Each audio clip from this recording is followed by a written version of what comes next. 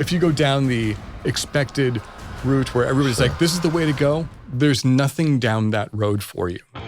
My name is Adam Gaynor, and after selling 25 million records as a former original member of the band Matchbox 20, I decided to come to Hollywood and open an entertainment company called Creationville. I've shot reality TV sizzles, animation shorts, and even manufactured plush toys overseas. But when it was time to launch the company, I needed help. So I called in a few friends to help us all navigate Hollywood. This is Creationville.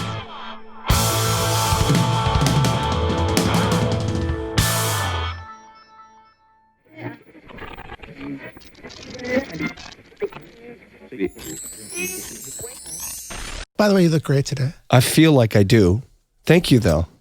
I don't know if you mean that sincerely. Do you feel like you...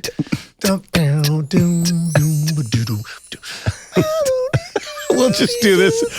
Thanks for coming, Jim. It's been a great show. Weird? We haven't gotten to you, and I'm so sorry. All right. Let's do the full show. Hopefully real some show. Parting gifts. Real show roll. Right. Synchronization. Ready? That was good. That was good. Yeah. That was perfect. I know. But do it good. Okay. Yeah. Synchronization in 3, 2, 1. They're going crazy. Wow, that's like a smattering. I think we lost we lost all control of the show. Welcome. Yep, Randy's touching buttons. This is literally how the show starts. I'm Adam Gaynor. Welcome to the Creationville podcast. To my right, we're going to get right to him because we had a lot of pre-show pre-roll. We had Randy. Do you remember?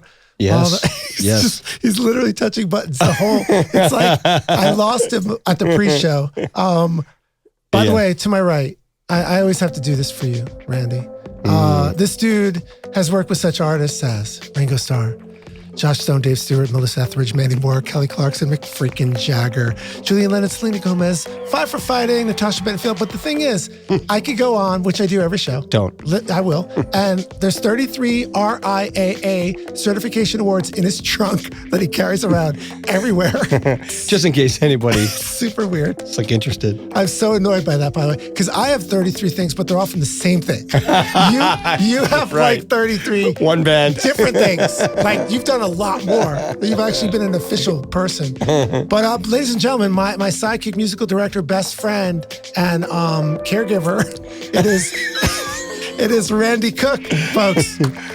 Randy Is it Cook. weird that I'm giving myself applause on the... No, it's a natural thing. I think this is great. All right. Welcome to the show. Thank you. It's amazing to be here. Please. Without you, there is a show. There's no you. No, there's not a show. It's your show. So. Well, no, it's actually your show. Right. And then I'm just doing the side show. We have people here on the show today. Do you know that? We have a tiny dog. Yeah. Oh, tiny dog's in the background. I don't know if you can cut. Oh, she's sleeping. We can't cut to her yet because we have someone on my other side. Right. Special guest. We have the custody poodles here on the show today. And the custody poodle, we'll get into that during our personal show, Randy. We have a personal show. Yes. And we'll talk about the custody. I have custody of a poodle. Is she a poodle? Like, she's a bit of a poodle, right? Thanks for asking. She's not. What? She's a little bit of a poodle. She's a Maltese poodle. Exactly. They call her a Maltese poodle. A moodle. Oh, that's good. You've just like literally created... A Maltoodle. Do you know that the guy who created the crossbreed what was the Labradoodle was the first one? Right. Do you know he's from Australia and he's depressed because he said that everybody now is this is tangent. I need to get us some tangent music for next show. Get it out. That everybody has taken advantage of his technology and that he was the first one to do it. And now they're wrongly breeding dogs with wrong dogs. The original formula, great. The technology being take two dogs and put them in a room until they do something. But he said they're doing it with elephant and mice. Wow. To get the melephant. Patented. The melephant. No? Elatice, yeah. The Ella. Yeah. The ice. Okay, this is weird. You'll never get that 5 minutes back. I have a guest today. An amazing one, actually. Let me tell you something. First of all, I don't know if you know this, but you and our guest have a common denominator. You both worked with the Ziminator. Oh, no way. Yeah, that's amazing. Hans yes. Zimmer. Yes. Who I call him Himmer. Yeah. Yeah. Not to be confused with it's a small another world. age. And I always feel when I'm sitting in between talented people that I certainly don't belong here. You don't. I know. I just want to get into that. Okay. So, folks, ladies and gentlemen, people at home, dogs and cats. Oh, thank you very much, Randy. We are in for a giant treat, by the way. It is not often that we are graced with a superstar award-winning talent, but this dude, he's like a younger, more handsome Beethoven with a much handsomer, higher hairline, little hairline. Ladies and gentlemen, I met our first guest when I was hosting the very first Hollywood Music and Media Awards in 2008. I actually presented our guest the award that evening for Best Music Original Score for his music from the hit series ABC Pushing Daisies, which I actually watched the series, to be honest, because I watch every TV show ever. Oh, amazing. Yeah. And we've been friends ever since, like dear friends. Love this guy to death. If that wasn't enough, the same year, Randy Cook, he won an Emmy for the literal same show. Oh, my For Lord. Pushing Daisies. That to me is like, that makes me angry. What a show off. I've lost every award possible. Right. Not won anything. And then this guy has numerous awards, including the ASCAP Film and Television Award in 2014 for The Last Ship hit television show, which he won Top Television Series. He's won Top Box Office Film category for ASCAP in 2010 for the film Obsessed, starring our girl Beyonce. Amazing. I think she's been on the show, right? Amazing. She's not been on the show? Okay. She's not been on the show. That's my thing. Right. He co-wrote the music for the Simpsons short film The Longest Daycare with the Ziminator, Hans Zimmer. Nice. And coincidentally, I'm sorry, what? Himmer. Only was nominated for an Academy Award. No big deal. It's not a big deal. He's written for Disneyland's Hong Kong theme park. He's also written the music for the Simpsons ride, the Jurassic World ride at Universal Studios. That's me reading It's again. unbelievable. Yeah. Recently, he wrote the music for a few seasons of Lemony Snicket's, the thing on Netflix. Yes. Huge. Basically speaking, this guy has scored the entire planet. Yeah, everything you hear on television and major motion picture. There's not something he hasn't done before breakfast today. Ladies and gentlemen, please give a warm welcome for my pal and supreme talented friend, composer, Jim Dooley. Woo! Wow. Nice. Hey, Jim. I don't think I can live up to the expectations of any listeners based on what Are you you just really read. him? We always run out of time after the introductions, but thank you again I appreciate it. It was nice meeting you all. for coming to Thank the you show. very much. Man, Jim, like, you're my friend. Yes. I love you to death. This show's about having really cool friends. Yes, we are very cool friends You together. are one of the best of the cool friends. And I'm in awe of people like you and Randy, which you guys know. I'm just so proud of both of you guys. It's incredible to me. And I'm grateful and thank you for being on the show today. You're welcome. Thank you for having What's up, Jay? Jay Don? Jay Dizzle. I'll take Jay Dizzle. Thank you. That's your rap name. J-Do. Maybe because Dooley, J-Do. For sure, Jay Do. J-Do. Yeah. So J-Do, man, tell me a little bit about like what's going on in the process. We want to get right into creativity. We want to get into your upbringing. I like to ask everybody the same questions. Dysfunctional family, happy family, supportive family, musical family. What was your story growing up? So, I was really lucky to grow up in a family where all my male heroes were New York City firemen. Wow. My grandfather, my father, my uncle, all New York City firemen. Amazing. So yeah. the best part of what I learned from them was that I just assumed everyone had like 3 or 5 jobs because as a fireman, you're going to be 3 days on, 2 days off. Sure. So my dad would be doing refilling fire extinguishers or selling sunglasses on the side of the road. Like to me, this was incredibly commonplace because this is what you did 7 days a week. Sure. So when I first got to LA, after doing my undergrad at USC and then, my undergrad at NYU, grad at USC, I was like, well, I just have to get like 7 jobs because that's what people do.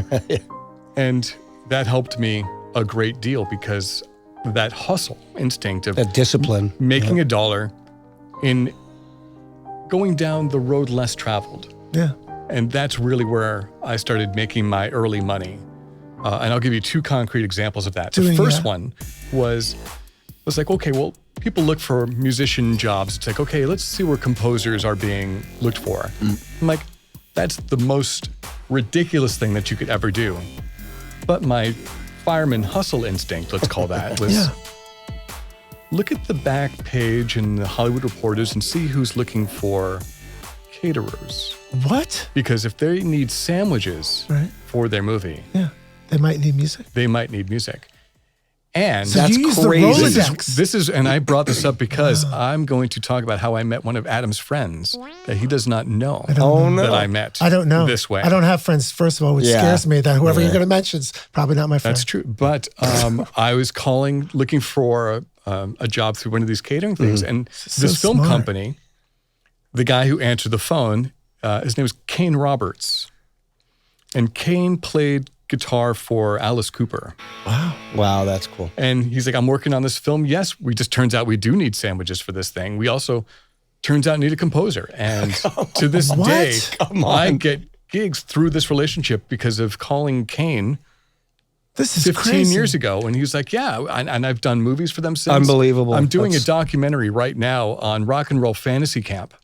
All right. That's who we're going to talk about, David Fishoff? Yes. So David hired me to do this documentary because of Kane saying, it's like, oh, we need someone to score this thing. And Kane was like, oh, you need to get Jim to do it. I got a guy. Unbelievable. And it's because I reached out and was looking to get a job when I saw somebody needed sandwiches. So as we do on this show, there's advice. And for the kids at home, anybody under my age, which is super old, so it could be 40, 50, 30-year-old. So for the kids at home, you went unorthodox. You actually used a Rolodex to get into the production company or the actual company by going in a different route. Almost like when I went into a studio answering phones to try to be around the industry, you made a conscious decision that the easiest way for you is to take this information, just get in there somehow, talk to somebody.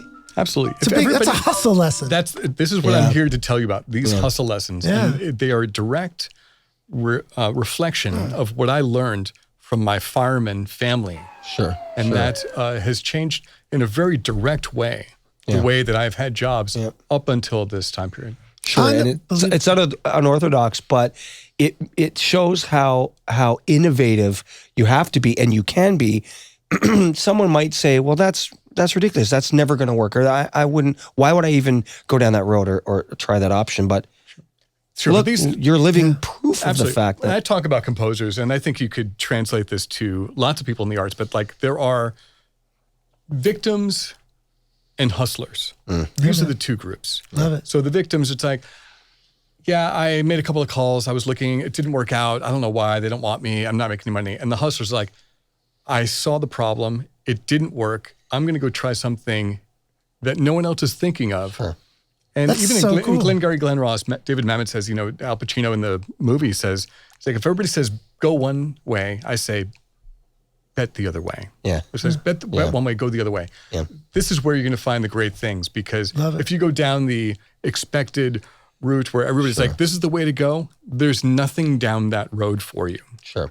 Love that, man. And there's an element, if there's an element of risk, chase it. I'm just saying, trying to be a composer in Los Angeles from Queens, New York. Saturated I am dressed and robed in risk. Yeah. So the idea of that it could be any more risky, I'm already bathing in risk. It's amazing, yeah. So tell me when you first, there's so much we could talk to you about. Our show is limited to about 42 seconds, so we have to keep moving sometimes.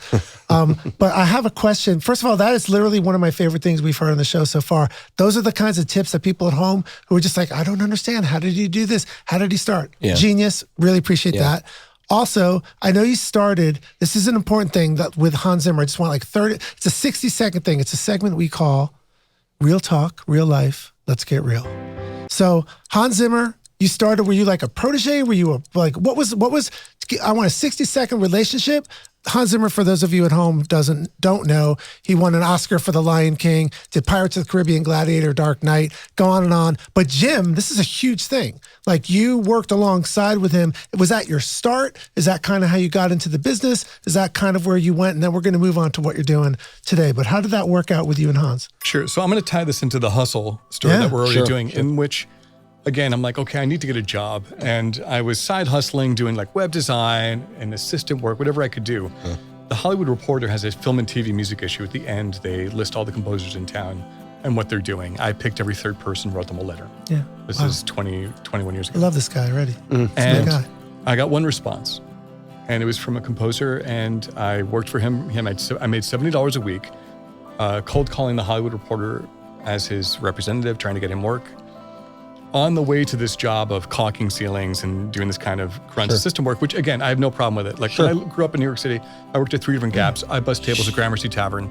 I never had a problem with any of these jobs. That's awesome. But on the way to this job, I ran into a friend of mine who was an engineer, Steve Kaplan, and we exchanged current information. The next week, he got the call to be Hans Zimmer's assistant. He said, no, not for me, I'm an engineer, but I know a guy. But because I had to do all of this crazy work and caulking ceilings to get to this thing, and then I had friends, I won't belabor the story, I got to the head of the audition line and did the interview, and I got hired to be his assistant on probation, and the first day was Gladiator. And I worked with him as an assistant. Crazy. Right? Gladiator, Riding in Cars with Boys was the end movie in the 2-year span as my technical thing as being his technical assistant. Hannibal, Pearl Harbor, Mission Impossible 2. These are, and I was 22 years old. Half of Hollywood. Just only half. So of like Hollywood. just hanging out with Tom Cruise, you do all these kind of meetings, and it was super difficult. You build a lot of character doing these really intense Hollywood movies. After that, I stayed on to be a freelance composer at his company, Remote Control Productions, in Santa Monica, and for it was almost a total of 20 years until I finally separated from that. Bravo. Yeah. And like the experience that you get from working with someone like, obviously he's a legend, then you become your own legend. All the accolades that I can give you, so proud of you. I mean, that's what you do, right? You kind of get in the trenches with, whether it was me answering phones, being around the best people in the industry, you're learning, constantly learning. Everybody at home knows it's not going to be you walking through a door and getting a record deal. You're going to have to surround yourself with talented people. You're going to have to find that avenue that's going to get you in there. And it's not like Jim got lucky and landed the deal with Hans Zimmer. He started hustling. He was painting. He was doing odd jobs. We all have to do that. Like that's how everybody starts in this business. Yeah. And the fact that he did that, succeeded at that, and then started his own career, hugely successful, award-winning career. Awesome blossom. I want to do something with you though. After you broke free, I know you've been doing so many different side projects. I want to play a little something for the people at home. It's a project I know that you're excited about. It's a new project called Dr. Bird's Advice. We're going to take a quick listen to the track really quick, and then we're going to talk about it, and then we're going to hug a lot, talk more. I'm going to give you a weird toy. My dog's in the background, and cue the little score.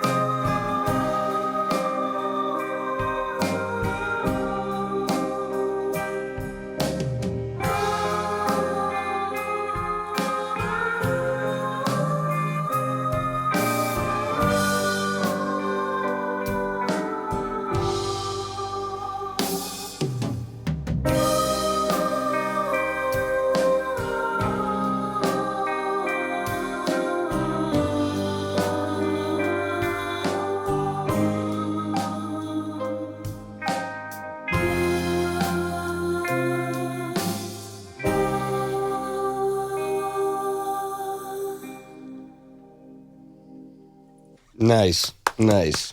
That is super beautiful. I love that. Very magical, experimentally cool, trippy, and I also understand, I'd like to get into this a little bit. There was a very special lady singing a little bit on that score. Can you tell me who that was? Sure. That is my wife, Brooke DeRosa. No. And Brooke is a fantastic instrumentalist and performer. She conducted Luke Cage Season 2 orchestra. She sang Luke Cage Season 1. Wow. Love her. She is an opera composer. We'll be announcing this. This will be a little ahead of her first LA Opera commissioned piece. Amazing. And so, yes, and she can also sing the bejesus. Evidently, yeah. A little bit. And it's actually crazy because this happened, and another new thing that we can talk about that just happened today, literally in the mail on the way over here. What? The Simpsons Season 19 DVDs just came out, and she is the vocalist on all of this a cappella work that we created for the DVD menus that just came out today. That's amazing. You're taking half the jobs in Hollywood. That's not kind of cool, but that's, I mean, whatever. So that Dr. Brooke, first of all, Brooke, we love you. I miss you. Unbelievable job. Really proud of you. Hi, Brooke. Yeah, super great. The Dr. Bird project is going to be distributed. That's the music you heard. And it's a feature in 2020 featuring Jason Isaacs. And little Lisa Edelstein. Yep. And then Jason was the dad of Malfoy in the Harry Potter movies. That's right. It was an incredible cast. And one of my best friends directed it. My best man at my wedding edited it. We've been working together since we were teenagers. Right. And this fantastic movie is going to be distributed 2020. Unbelievable. Congratulations. Yeah, Dr. Bird's advice for sad poets. And that's great. Dr. Bird's advice. Are we allowed to know what the movie's about? It's about Dr. Bird's advice for sad poets. It's not a real bird, like a talking. Oh, let's not give anything away here. Is it really a bird? Randy, do you think it's a bird? I don't. Really? What if it was a chimpanzee named Dr. Bird? That'd make me a distance. Dr. Chimpanzee. It must be the sequel. It's like Chimp Doctor. You're so silly. I've digressed myself to the whole thing. Let's go through a last piece. My dog is on the move, by the way. For those of you for those of you on the podcast, there is a 6-pound poodle that left her perch on the couch, and she is. Maybe we could play some stereo poodle walking music, but I just hope that there's no happy accidents or we'll be thrown out of the studio. What advice do you have for we have a lot of our audience are people learning about what our guests are doing, like trying to shore up what you're doing as a composer, taking a break. Obviously for you, it's reaching out, it's unconventional methods to be successful. You have any advice for anybody who's out there wanting to make it so bad in Hollywood? What the hell do they do? Yes, I have some really important advice for people in this very specific predicament. Number one, if you want to be successful at something, find someone who's already doing it and make yourself indispensable to that person. Love it. Learn everything that you can. Don't be a jerk. Be quiet. Be helpful. Number two, if there's something that you don't do well, do that a lot. Wow. That's super important. And I'm going to give you a very specific example of this. Like that I grew up writing orchestral music and then working with Hans Zimmer and doing these movies. That's the predominant style of music that I was writing. Right. So I do lots of trailer music and there's lots of hybrid things. And I found myself I didn't necessarily do all that kind of music all that well. And so I would have collaborators and things. I'm like, okay, that's good, but there's some things that I want to do. I just don't know how to do them. I said, okay, you know what I'm going to do? Is I'm going to spend an entire album of me just doing the thing that I do the least well. And by the time I get to the end of it, I'll at least have some good grasp of it. And I take that to heart with all the things that I do right now. Whatever the weakest thing that I do is musically, I will then do as a trailer album, because I do lots of trailer music. Right. And it's a way that I can practice and fail on something without having to be doing it as a cue. It's not commissioned. Yeah, you're not commissioned. It's if someone doesn't like this piece, it's no skin off anybody's back. But I do specific, in the same way, if you're exercising, you want to exercise a bicep, you work it out until it becomes significant. You don't work it out because it is significant. Sure. And so whatever the weakest thing is that you do, study that until you get good at it. I have a feeling, Randy, and I'm not being funny, I feel like that's probably been your whole life, just repetition, making sure that everything you could do is covered. I mean, what you do is so meticulous, metronome-ish, and I'm sure there was things in you when you first started out in the biz, you were like, oh man, I'm just not that chop, that thing. And absolutely. You have to figure it out. When I first studied drums, I studied a little bit of Latin. I studied a little bit of jazz. I didn't listen to either of those genres. It made me uncomfortable. It was not my comfort zone, but I knew how important it was to round out my musicality. Excellent. and that's such so. Sure. And it was something that Lin-Manuel Miranda was talking about in an interview that I really took to heart, which he said, when you're listening to music, if you like something, why do you like it? And if you don't like something, why is it that you don't like it? And if you can try to quantify the things that you both like and dislike about things in a very specific way, that will lead you to be informed on your own musical creations. Unbelievable. Thank you for first of all, beautiful advice. I think everybody's going to get something out of that. I got excited about that. Randy, you have a little advice of the little lunchbox music? Something for the lunchbox to kind of give somebody a little takeaway. Do you have a little pad? Or you actually look like you're going to say no? No pads today? Could it be funny or does it have to be serious? I think we talked about the lunchbox. There was a really cool track. Maybe not. Maybe not. Let me see. Let's do this. I love it, guys. This is important. I don't remember. I think that was the tag music. This is important we're music. Really, okay, so basically today's bit of yeah, I think, forget it. You're right. I don't think there was a music cue for this. No, section. there wasn't. You're right. Can you let your audience know that I did not write that piece of music? Yeah, that's for the thank yous. Awesome. That's for the thank yous. Sometime here, if you could just please. Some of J. Dew's best work. So I'm going to leave you guys with one serious piece of advice from the Adam Gaynor book of really amazing, maybe not amazing advice. It's called The 10 Components of Greatness Theory. And I love this. We're going to just touch on it for a second. It's less than 60 seconds because I have a timeline. Jim, I'm sticking to it. 10 components of greatness means I don't care what you're doing in life. I don't care what you're doing at home. Let's say you're in a band. The 10 components of greatness are, if your singer's not an A, if your band doesn't sound like they're tight enough to be an A, if the song isn't an A, if your label's not an A, there's 10 things in everything you do. Whether you're making a movie and your producer's great, your director sucks, your actor's not so great, the music's great. Everything you do, if you're opening a floral shop and the design in the front window's not great, but this is great. The whole point of life is if you're trying to be successful, if you're trying to be successful in Hollywood, if you're trying to be successful opening up a floral shop, try to keep the 10 components of greatness at an A. Everywhere. If you start getting lazy and things become it's a B, it's fine. It's okay. Once it's all A's, or you hope there could be a B, there could be a 2 B's, but you're going to throw it out into the universe. And then if it's a song, if it's a business, if it's something that you're working on or a movie, if you didn't do your job when you were creating it, and if you're just like, I'm going to write 50 songs today, I don't care. Instead of writing one great song, 10 components of greatness keeps you in check. It makes you be accountable for every little step you're doing in a project.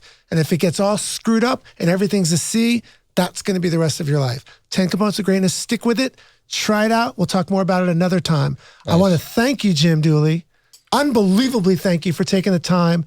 I think your wisdom may have been, I like your stories and you're a good looking dude, but the wisdom might have been the best part, to be honest. I appreciate that. Thank you. So thank you very much. Do you have anything that you want to plug? You have a jimdooley.com site, which I'm going to put right here. There's a couple things actually that I would like to say. If you're going to be at Universal Studios throughout the country, go on the Simpsons ride or the Jurassic World ride, where you can hear some of my music. Those are going to be the things that are most easily accessible if you're in Disneyland Hong Kong. I'm literally going to scream your name when I'm there and on those rides.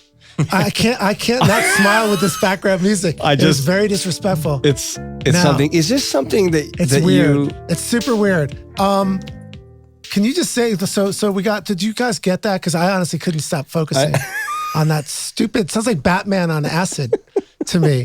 I love it. Universal it makes me Music, happy. We heard Universal that. Studios across the country in the Florida Park in California. You can hear my music at both the awesome. Simpsons ride and the Jurassic World ride. That alone, you should be able to go to bed and be like, dude, my music's like on 2 coasts. Billions of people. Disneyland Hong Kong, you can the Making the Wonders book, the live show. I need to get a job. But if you want one last thing that I encourage and students and aspiring professionals is that winners anticipate, losers react. Nice. That's something, if you can adapt that into the way that get in front of it. Get in front of it. It's anybody can take orders.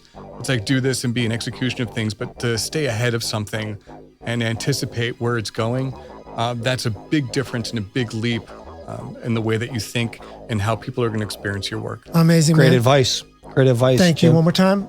Thanks, up to the buddy. sky. You guys, thank you so much for tuning into our show. Again, don't forget, keep your horsey blinders on, look straight ahead, be accountable to yourself, enjoy the process, embrace the grind. You have to. Life can be super hard. And really remember, if success were easy, we'd all be successful. This actually takes work, and I have no doubt we can all do this together. If I can do it, there's no reason that any of you can't do it. So next week, we're going to see you for more That's Showbiz. We're in Hollywood. I'm Adam Gaynor.